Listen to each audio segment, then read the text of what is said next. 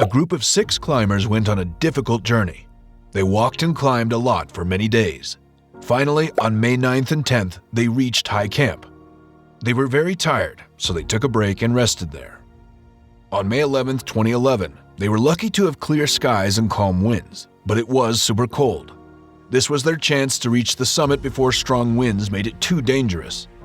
The timing was important because high winds on Denali's summit ridge were risky.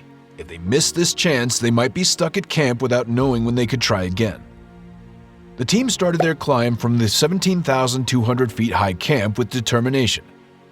They waited until late morning to let the sun warm them up. After 3 tough hours, they reached Denali Pass, a little higher than where they began. Tony Diskin had frostbitten hands and had to turn back with assistant guide Henry Munter to the lower camps. Jeremiah O'Sullivan, Lawrence Cutler, Beat Niederer, and guide Dave Staheli continued without Diskin. They didn't give up, and after many hours of hard work, they reached the summit around 8 p.m. They were tired, but proud of their achievement. After they searched the top of Denali, the climbers met another team from the Alaska Mountaineering School on a flat part called the football field.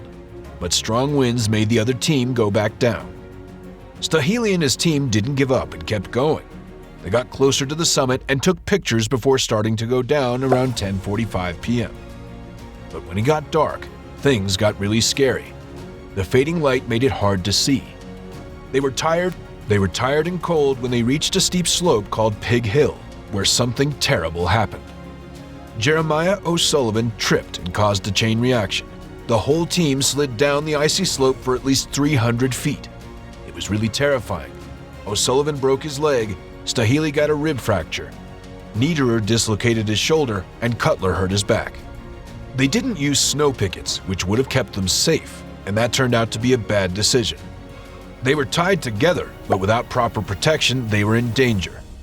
O'Sullivan's fall pulled everyone down, turning a small problem into a big disaster. Being tired, not having good protection, and making bad choices often lead to accidents on Mount McKinley. After the fall, they were hurt and confused. The weather was getting worse. Staheli had a hard time making decisions because they couldn't communicate with anyone. Their only hope was a second satellite phone at their camp higher up at 17,200 feet. Unfortunately, their phones didn't work well.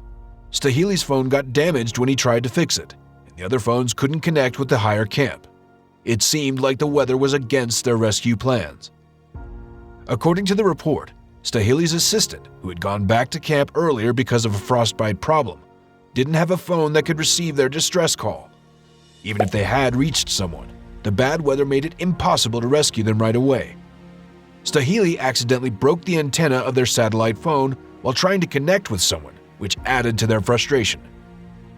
Desperate for help, Staheli told Cutler to go to Archdeacon's Tower with a handheld radio to contact the high camp. But in the chaos and worsening conditions, something strange happened. Staheli was surprised to see the 2 climbers descending without him. He didn't remember asking Cutler to make a radio call or trying to contact him to keep the group together. Instead, he focused on O'Sullivan, putting him in a bivouac bag and dragging him toward the soccer field, which was only 300 feet away. Unfortunately, strong winds blew the bivouac bag away.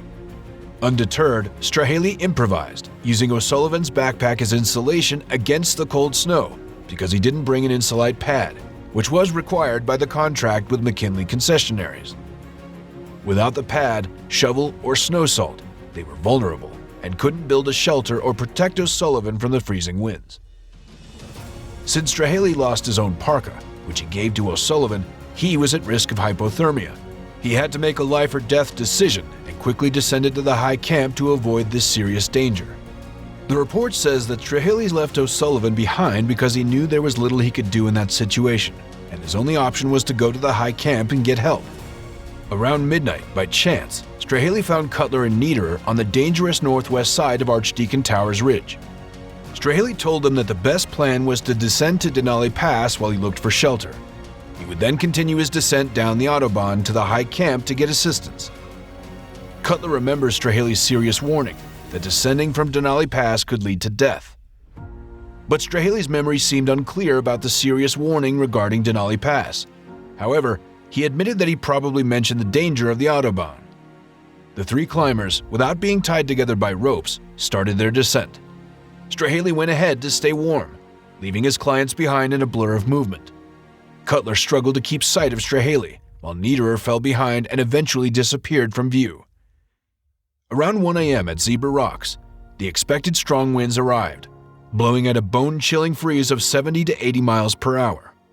Strahely and Cutler endured a painful 10-minute wait for Niederer, who was lost in the fierce storm.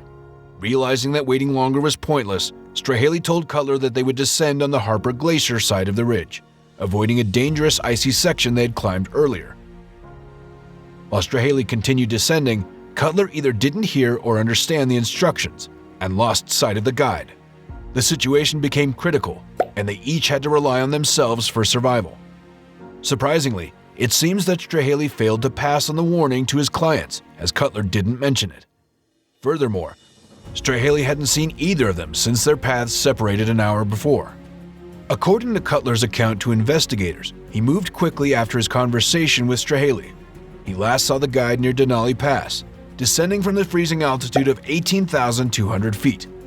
Remarkably, Cutler didn't see Strahely again until hours later, around 3:30 a.m., when he reached the camp.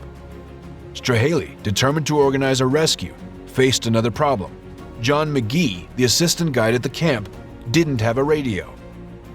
Desperate for help, McGee had to go to the Alaska Mountaineering School camp to borrow a satellite phone, and eventually contacted Bill Meyer, the mountain trip manager. The Park Service was informed about the emergency 15 minutes later, coinciding with another climbing team's dangerous encounter higher up the mountain. Meanwhile, Cutler found himself on Denali Pass, thinking about what to do next above the high camp. He knew the dangers of descending from this risky spot, but couldn't find a safe place to take shelter from the powerful storm. After waiting for Niederer for about 30 minutes, Cutler made a crucial choice. He decided to descend the Autobahn to keep warm. Cutler's journey down the mountain was very scary because he had to be careful of dangerous cracks in the ice. He made a mistake and almost fell into a big hole, but he climbed back up to find the right path.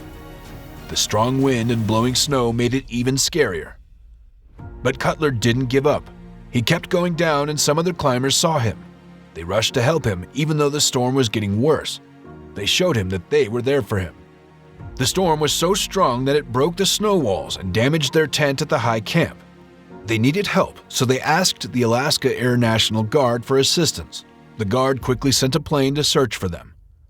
With pounding hearts, the people on board the helicopter began their mission, searching the mountain slopes for any sign of life. And then, a miracle happened. A call came through. "Hey, we found someone up here, and he's waving at us." Leonard couldn't contain his joy and shouted, "Wow, they're alive up here. We've been rescued." O'Sullivan, positioned above 17,200 feet, felt blessed as the ferocious winds started to calm down. By 5 p.m., a helicopter managed to hover over O'Sullivan, although landing was still impossible. Undeterred, the pilot returned to the 14,200 camp and teamed up with Ranger Erickson to come up with a plan. They decided to use the short-haul technique, which involves a suspended line to rescue O'Sullivan. A brave helicopter pilot named Andy Hermansky, with a ranger by his side, flew to rescue O'Sullivan and confirmed he was alive. Time was running out, and the helicopter could only save one person. Hermansky came up with a smart plan. Instead of sending a rescuer, he lowered a basket for O'Sullivan. The helicopter got close, and O'Sullivan climbed into the basket with determination. The pilot flew him away, making it an incredible rescue at a high altitude. After the helicopter rescue, O'Sullivan was taken to Anchorage for treatment. Sadly, his hands couldn't be saved, and he had to have them amputated along with part of one foot. O'Sullivan was thankful for his rescue and recognized the guide Dave Strahely for saving his life. Sadly, Niederer's lifeless body was found on the Harper Glacier. He didn't survive the extreme cold. An investigation discovered many things that caused the accident. They made suggestions for better safety. Strahely received criticism, and a lawsuit was filed against Mountain Trip, accusing them of negligence. Mountain Trip denied the accusations, mentioning a signed agreement. However, Niederer's death left a big emptiness in the lives of his family and friends.